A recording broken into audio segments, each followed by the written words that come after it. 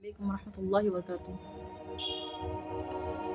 اللہ تعالیٰ کا ارشاد ہے، بے شک ہم اپنے رسولوں اور ایمان والوں کی دنیا کی زندگی میں بھی مدد کرتے ہیں اور قیامت کے دن بھی مدد کریں گے، جس دن اعمال لکھنے والے فرشتے گواہی دینے کھڑے ہوں گے۔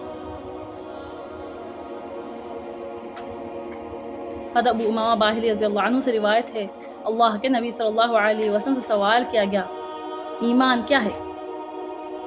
آپ صلی اللہ علیہ وسلم نے ارشاد فرمایا، جب تم کو اپنے اچھے عمل سے خوشی ہو اور اپنے برے کام پر رنج ہو تو تم مومن ہو۔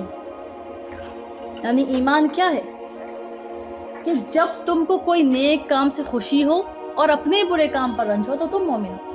اب ہم اپنا محاسبہ کریں کہ ہم ایمان والے ہیں، مسلمان تو ہے الحمدللہ، کلمہ پڑھ لیے، لیکن کیا میں ایمان والی ہوں؟ کیا میں ایمان والا ہوں؟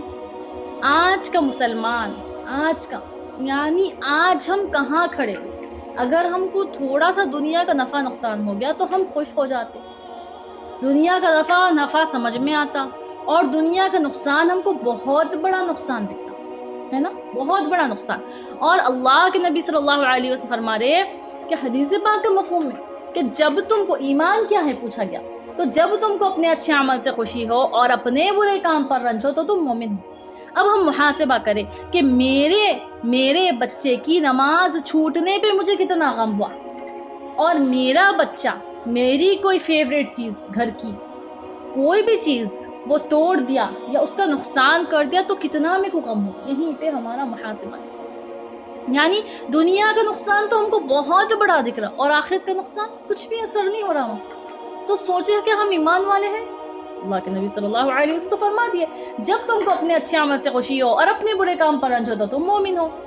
کیا میکو نیکی کر کے خوشی ہو رہی؟ دنیا کا تھوڑا سا نفع ہو گیا خوش ہو جاتا ہے انسان۔ اور آخرت کیا ہے؟ آخرت اللہ تعالیٰ کیا فرما رہے؟ آخرت جو ہے متقیوں کا گھر ہے۔ تقویٰ کیا ہے؟ اللہ کا ڈر، تنہائی میں بھی اور مجمع میں۔ آج انسان لوگوں کے سامنے گناہ نہیں کرتا۔ کیوں نہیں کرتے ہم گناہ؟ کہ لوگ دیکھ رہے، کیا کہیں گے، ہے نا؟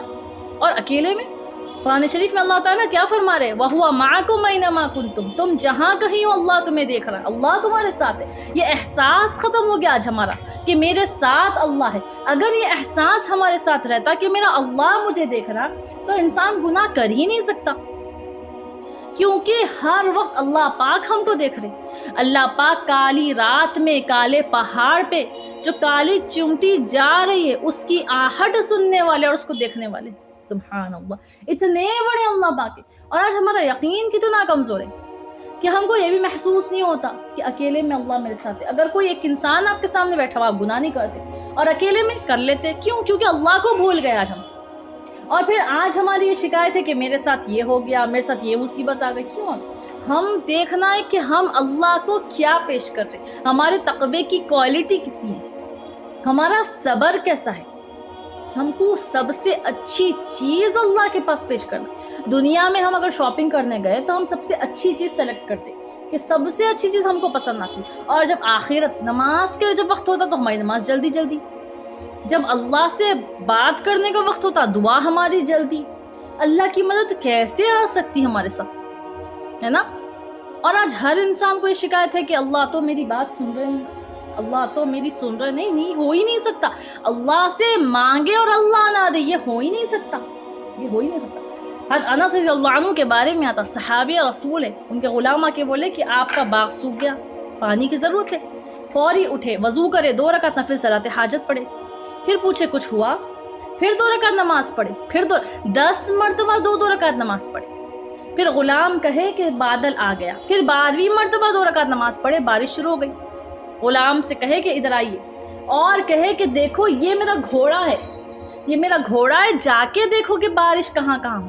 وہ جا کے دیکھے، یقین کتنا بنا ہوا تھا صحابی کا، وہ جا کے دیکھے اور بولے کہ آپ کے باغ کے علاوہ کہیں نہیں ہو رہی۔ اب ہم یہ غور کریں کہ میں میرے مسئلوں میں، میرے حالات میں کتنے مرتبہ اللہ سے 2 رکعت نماز سے 10 رکعت نماز پڑھی، کتنا میں اللہ سے مانگی۔